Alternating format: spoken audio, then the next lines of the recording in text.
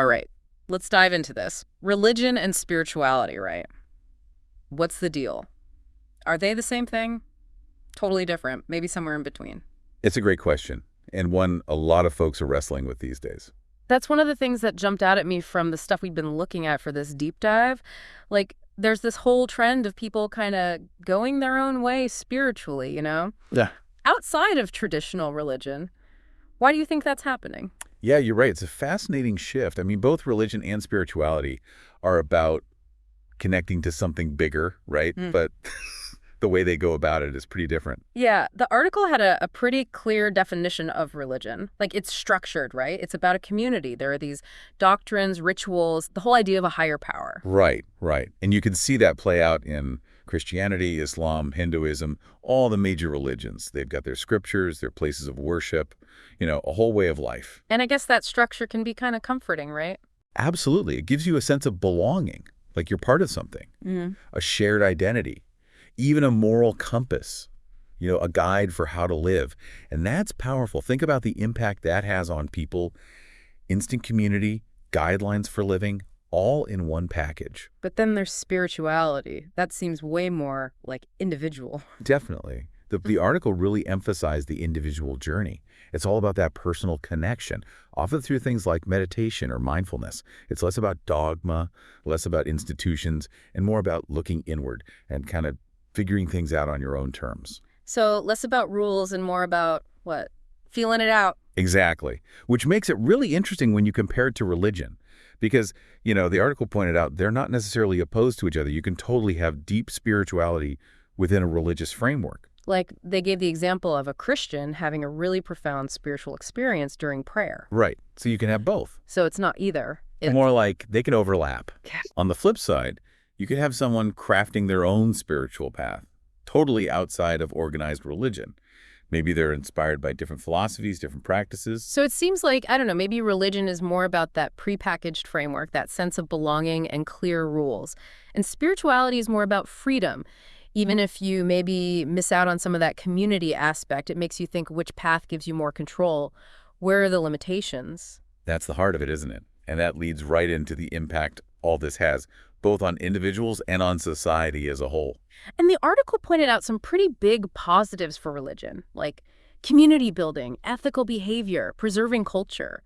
That's some serious influence, right? No doubt. Shaping social norms, personal identities even. But we can't ignore, the conflicts religion has been a part of either. It's a complicated impact, right? For sure. There are definitely some questions there. Like, religion can promote ethical behavior, but the article also brought up times when religious beliefs have clashed with, evolving social norms. How do you reconcile that tension? Good point. On the spirituality side, the article highlighted things like personal growth, inner peace, understanding life's mysteries, resilience, inspiration, stuff like that. Do you think that's what's behind this trend we were talking about earlier, people searching for those things outside of traditional structures? It could be. It seems like there's this growing need to find meaning in a way that feels personal. Maybe people feel like the old institutions aren't doing it for them anymore, but then what happens to all the good stuff that comes with religion? Those benefits to society. Yeah, what happens to the community if everybody's on their own spiritual journey? Does that just disappear? Well, I think it's more of an evolution than a disappearance, if you know what I mean. Yeah. Humans crave connection, Yeah. right? We're social creatures. So as people move away from traditional structures, I think we'll see new kinds of spiritual communities popping up. So not necessarily churches and mosques, but More like online groups, small gatherings, maybe shared practices like meditation or yoga. We're already seeing some of that happening. that's really interesting, like a whole new way of forming communities around shared spirituality. But what about the downsides? Is there a risk that this individualistic approach could, lead people astray? No accountability, bad guidance, that kind of thing. Oh, yeah, definitely a valid concern. Yeah. I mean, with traditional religion, you've got rules, you've got a community to keep you on track. But when you're DIYing your spirituality, there's a chance of getting lost. Yeah. I think it highlights how important it is to be really thoughtful and self-aware on a spiritual journey. It's not just about following your bliss, right? More like following your bliss with a healthy dose of critical thinking. Exactly. You got to make sure that bliss is leading you somewhere good. So with all that in mind, how do you think traditional religious institutions might adapt to this changing landscape? Well, there's definitely an opportunity there, right, to find a way to bridge the gap between the old ways and this new desire for individual expression. So how could they do that? Maybe by being more flexible, incorporating different spiritual practices, creating spaces for people to have open discussions and explore.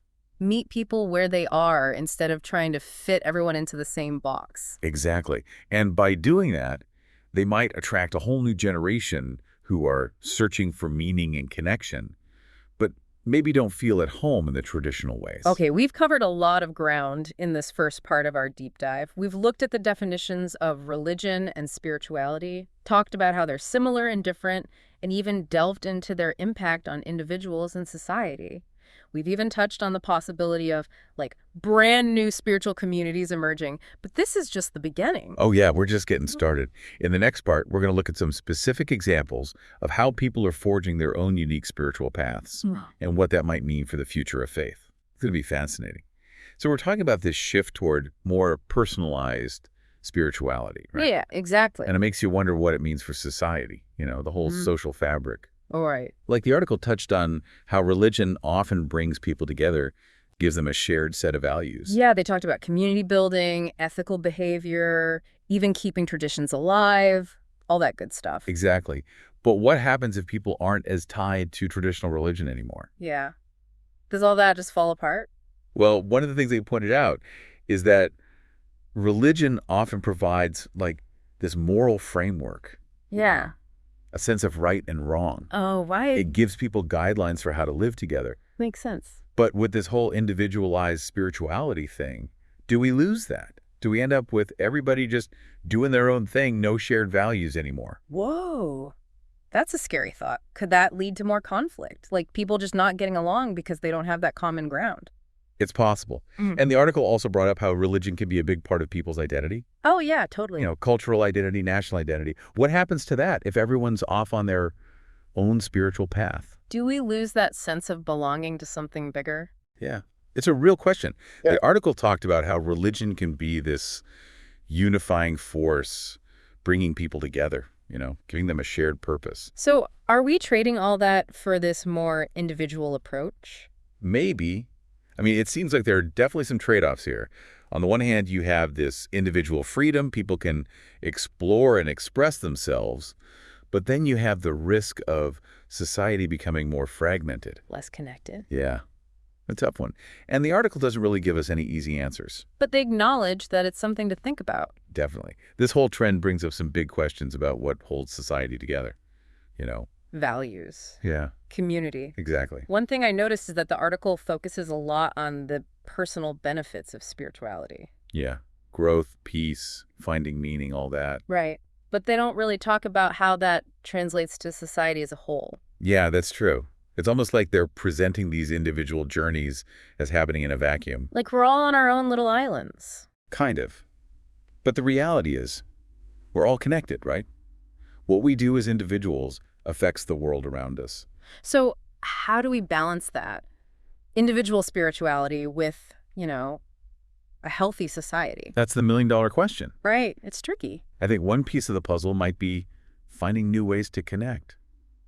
Create community outside those traditional religious structures. Oh, like those new spiritual communities we were talking about before. Yeah, exactly. Like online groups, meditation circles, yoga studios, places where people from all different backgrounds can come together and share their journeys. Okay, so maybe we're not losing community altogether. It's just changing. It's evolving. Right. And maybe this new kind of community can bridge the gap between individual exploration and that need for belonging, Interesting. But what about shared values? If everybody's coming from a different place spiritually, how do we agree on what's right and wrong? That's where I think finding those core values becomes crucial. Core value. Things like compassion, empathy, kindness, respecting each other's differences. Okay, I like that. So instead of getting hung up on dogma, we focus on what makes us human, what connects us. Exactly. And I think this is where the individual and the collective can really work together. Like as individuals develop these values, it spreads outward. It affects how they interact with everyone else. So maybe this whole trend could actually make society better, more compassionate. Maybe. It's a hopeful thought. I like it. But what about the potential for, things going wrong? Like, what if someone's individual path leads them down a dark road? Oh, that's a valid concern. I think that's where critical thinking is so important, you know? Being discerning about what you embrace. Not everything labeled spiritual is good for you. Right, right. It's like buyer beware in the Yeah. spiritual world, Yeah, too. yeah. Exactly.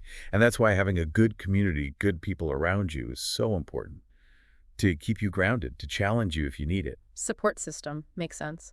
It makes me think about the role of education, too. Like, if people are going to create their own spiritual paths, shouldn't we give them the tools to do it wisely? Totally. We need education that encourages critical thinking, understanding different traditions. That way, people can make informed choices. Smart choices. And maybe that could even help bridge some of the divides between different beliefs, create more tolerance and understanding. That would be the ideal outcome. So we end up with a world where people can explore their own spirituality, but also respect everyone else's. Exactly. It's a beautiful vision. For sure. But do you really think it's possible? I mean, can we actually achieve that? It's tough, no doubt. But I think it's worth striving for. The article didn't lay out any specific solutions, but it hinted that this whole shift towards personalized spirituality could really change things. Reshape the religious landscape. Yeah. Whether that leads to a better world or more division, I don't know. But it's up to us. It is. It all comes down to the choices we make, individually and collectively. So it's not just about what we believe, it's about how we act. Absolutely. Wow, that's a lot to think about. It is. And that brings us to another big question. What does all this mean for traditional religion? Yeah, can they survive in this new world of personalized spirituality? Will they adapt? Or just fade away? That's a question we'll have to explore in the final part of our deep dive. Right. We'll be looking at specific examples of how people are creating their own spiritual paths and what that might mean for the future of faith. So we've been talking about this big shift towards personalized spirituality, but what does that actually look like? In real life, how are people creating these individual paths? That's where the article got really interesting, I thought. It gave some actual examples of how people are blending stuff from different traditions, philosophies, even their own personal experiences to make something totally unique. Yeah. They use this phrase, spiritual cocktails. I love that. Me too. It's a perfect analogy. It's like instead of following one set recipe, people are mixing and matching to create their own spiritual blend. So it's not about sticking to one tradition anymore. It's more about finding what works for you. Exactly. Like one person might combine elements of Buddhism with their yoga practice and then add in a deep connection to nature. And somebody else might be all about ancient mystical texts and modern mindfulness techniques. Right. The possibilities are endless. Mm-hmm. And it's all about what feels authentic, what resonates with you personally. It's like a spiritual buffet. You get to pick and choose what you like. Exactly. Which really speaks to that human need for both individuality and connection. We want to express our unique selves, but we also want to feel like we belong, like we're part of something bigger. And this approach kind of gives you both. Okay, that makes sense. But isn't there a risk of just skimming the surface, trying all these different things without ever really going deep? Yeah, that's a good point. The article didn't really get into that, but I think there is a danger of approaching spirituality like it's tourism. Just hopping from one attraction to the next without really absorbing anything. Right. So it's important to be mindful, be intentional. Absolutely. Yeah. Don't just follow the trends. Take the time to figure out what truly resonates with you on a deeper level. And be critical too, right? Just because something's labeled spiritual doesn't mean it's good. Oh, for sure. There's a lot of stuff out there that's misleading, even harmful.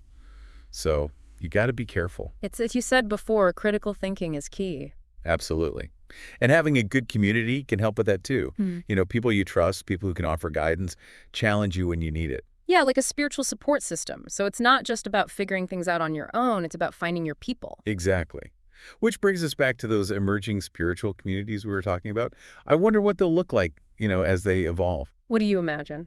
Well, I think they'll be pretty different from traditional religious institutions. More fluid, less structured. Yeah, maybe they'll pop up around shared interests, practices, values. Maybe they'll be mostly online or maybe more local, face-to-face. Who knows? I think we're just starting to see the possibilities. It's an exciting time. Definitely. But what about traditional religious institutions? Do you think they have a place in this new world? I think they have a choice to make. They can try to adapt, or they can risk becoming irrelevant. Yeah, the article talked about that, like how they could maybe try to bridge the gap. Right. Maybe by offering more flexible programs, incorporating different spiritual practices, being more open to dialogue and exploration. Meeting people where they are instead of trying to force them into a box. Exactly. It'll be really interesting to see how they respond to this whole shift. It will. And it's fascinating to think about how all these individual spiritual journeys will affect the bigger picture, you know? Will it make the world a more tolerant, understanding place, or will it just lead to more division? Big questions, no easy answers. But as we wrap up this deep dive, I think the main takeaway is this. The search for meaning, for connection, it's a deeply personal journey. And it's always changing, evolving. And there's no one right way to do it. Right. And that's the beautiful thing. All these different experiences, all these perspectives, they enrich our understanding of what it means to be human. Love that. So to all our listeners out there, keep exploring, keep questioning, keep discovering what speaks to your soul. Whether you find your home in a traditional religion, blaze your own trail, or mix it up, we hope your journey is filled with meaning, connection, and purpose.